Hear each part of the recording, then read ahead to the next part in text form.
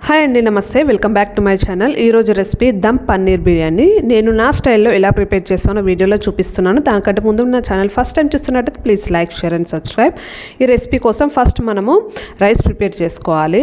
First rice అంటే నేనైతే నార్మల్గా స్టవ్ మీద వండకుండా ఇలా రైస్ కుక్కర్లోనే వండుతానండి. చాలా ఫాస్ట్గా అయిపోతుంది. దానికోసము ఒక కప్ రైస్కి నేనైతే 3 to 4 కప్స్ వాటర్ వేసుకొని మన దాంట్లో పుదీనా, కొత్తిమీర, 4 పచ్చిమిర్చీలు, ఒక బగారాకు, 4 లవంగాలు, 2 ఇలాచీలు, అలాగే ఒక మరాఠీ మొగ్గ, అనాస పువ్వు, తర్వాత కొద్దిగా బగారా పువ్వు, ఇదంతా వేసుకొని వాటర్ అనేది మరిగేంత వరకు ఉంచుకోవాలి. వాటర్ మరిగినాక దాంట్లో మనం ముందే నానబెట్టుకున్న అరగంట సేపు నానబెట్టుకున్న బిర్యానీ రైస్, బాస్మతి రైస్ అండి, దానిలో వేసుకొని మనకు రైస్ అనేది నార్మల్గా 90% ఉడికేలాగానే ఉంచుకోవాలి. తర్వాత మనకు రైస్ అనేది 90% ఉడికింది. దీన్ని ఇప్పుడు నేనైతే వాటర్ని డ్రైన్ చేసేస్తున్నాను.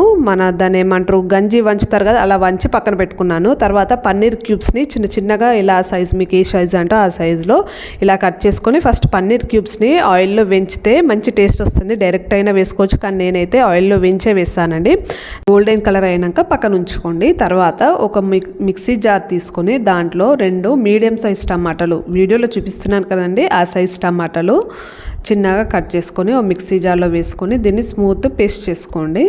తర్వాత దీన్ని పక్కన ఉంచేసుకోండి. తర్వాత ఒక గిన్నెలో మీరు దేంట్లో అయితే దమ్ చేద్దాం అనుకుంటున్నారో దాంట్లో ఒక 2 టేబుల్ స్పూన్స్ వరకు ఆయిల్ వేసుకొని, 1/2 టీ స్పూన్ వరకు సాజీరా, 4 లవంగాలు, 3 ఇలాచీలు, తర్వాత దాంట్లో అనాస పువ్వు, 2 దాల్చిన చెక్కలు, తర్వాత మరాఠీ మొగ్గ, తర్వాత 3 ఇలాచీలు.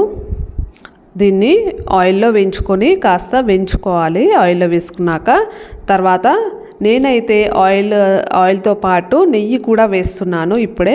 తర్వాత దాంట్లో ఒక మీడియం సైజ్ ఆనియన్స్ కట్ చేసుకొని వేసుకొని ఇదంతా వేయించుకోవాలి.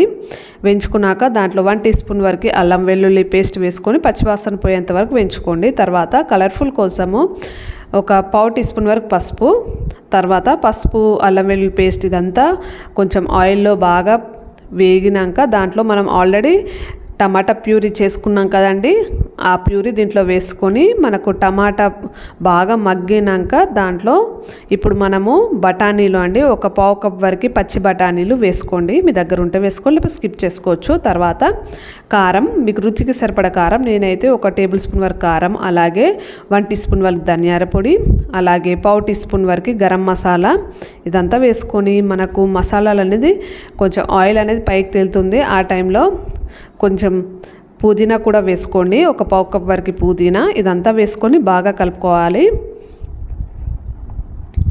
మనకు పుదీనా ఇదంతా పచ్చివాసన పోయేంత వరకు ఉంచుకున్నాక దీంట్లో 1/2 కప్ వరకు పెరుగు వేసుకొని ఈ పెరుగు, టమాటా ఇదంతా బాగా వేయించుకుని దీన్ని బాగా కలుపుకోవాలి.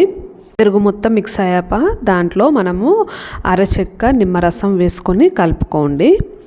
తర్వాత ఆల్రెడీ వేయించుకున్న ఇది ఆనియన్, మనకు రెడ్ ఆనియన్స్ అనేది ఆల్రెడీ నేను వేయించుకున్నాను. ఇప్పుడు కొద్దిగా ఒక 2 టేబుల్ స్పూన్స్ వరకు వేసుకోండి రెడ్ ఆనియన్స్ వేయించుకున్నవి. తర్వాత మనం ఆల్రెడీ వేయించి పక్కన పెట్టుకున్న పన్నీర్ ముక్కలు కూడా దీంట్లో వేసుకొని బాగా కలుపుకోవాలి. ఈ మిశ్రమం దీంట్లో టమాటా ప్యూరీ అదంతా వేసుకున్నాం కదా, కొంచెం పన్నీర్ ముక్కలకు అనేది పట్టేలాగా కొంచెం ఒక స్టవ్ మీద ఒక 5 మినిట్స్ అట్లా ఉంచితే సరిపోతుంది.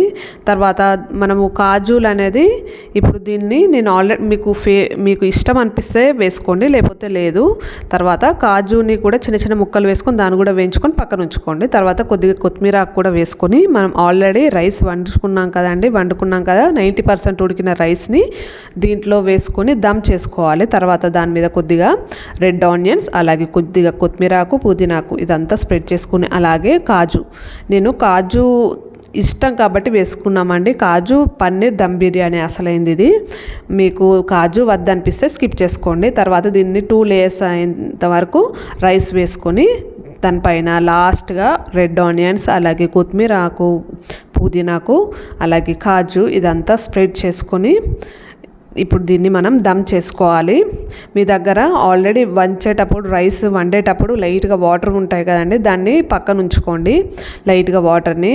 తర్వాత దీనిపైన వేసుకోండి, ఎందుకంటే రైస్ అనేది మనకు ఎండిపోకుండా ఉండడానికి, కింద అడుగు అంటకుండా ఉండడానికి వేసుకోవాలి. తర్వాత దానిపైన నెయ్యి కూడా వేసుకోండి.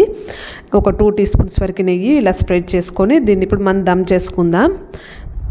దానిపైన బరువు అయింది ఏదైనా వేసుకోండి. నేనైతే ఇలా మా దగ్గర ఇది ఉంది కాబట్టి నేను బరువుగా పెట్టుకున్నాను. కింద పేనం పెట్టుకొని పైన అది పెట్టుకొని దీన్ని దమ్ చేశాను. ఎంతసేపు అంటే ఒక మీడియం ఫ్లేమ్లో ఒక 10 మినిట్స్, తర్వాత లో ఫ్లేమ్లో ఒక 5 మినిట్స్ అలా దమ్ చేసుకొని దీన్ని పక్కన ఉంచుకోండి. తర్వాత దమ్ అయిపోయిందండి, ఫ్లేమ్ ఆఫ్ చేశాను. దీన్ని అట్లాగే ఉంచాక ఒక 10 మినిట్స్ తర్వాత మూత ఓపెన్ చేసుకొని ఇలా కలుపుకోవాలి. చూసారు కదా రైస్ ఎలా వచ్చిందో మనకు బిర్యానీ, దమ్ బిర్యానీ, పన్నీర్ దమ్ బిర్యానీ. చూసారు కదా ఎంత బాగా వచ్చిందో. మీరు కూడా ట్రై చేయండి, చాలా బాగుంటుంది టేస్ట్. ఇది నా స్టైల్లో నేను చేశాను, మీకు నచ్చిన స్టైల్లో మీరు చేసుకోవచ్చు, కానీ నా స్టైల్లో ఇది. మీరు కూడా ఒకసారి ట్రై చేయండి, ఎలా వచ్చిందో నాకు కామెంట్ చేయండి. అలాగే మీకు నా కుకింగ్ స్టైల్ నచ్చినట్టయితే please like, share and subscribe. Thank you so much for watching.